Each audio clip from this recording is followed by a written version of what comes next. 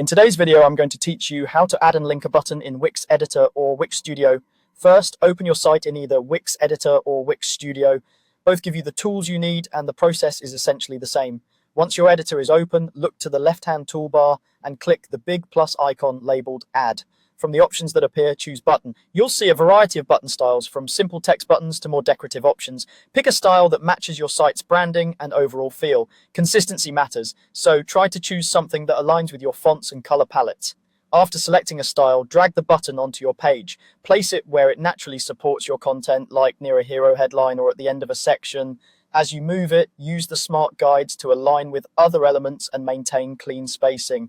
Good alignment helps your button feel intentional and increases the chance that visitors will click it.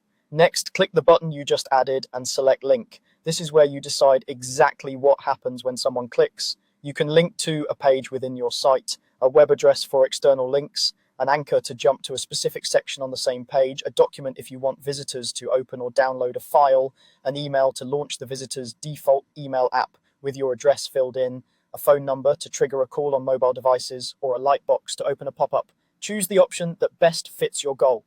For external links, consider enabling Open in a new tab so visitors don't lose their place on your site. For anchors, make sure the anchor is placed precisely where you want the scroll to land. Now customize the button's content and appearance. Edit the text to use a clear action-focused phrase like Get Started or Learn More. Short and specific works best. Adjust the font to match your site's typography and set the size so it's readable across devices. Choose colors with strong contrast between the button and its background and between the text and the button color to ensure accessibility. You can also refine the style, things like corner radius, borders, and shadows, to make the button stand out without overwhelming the design.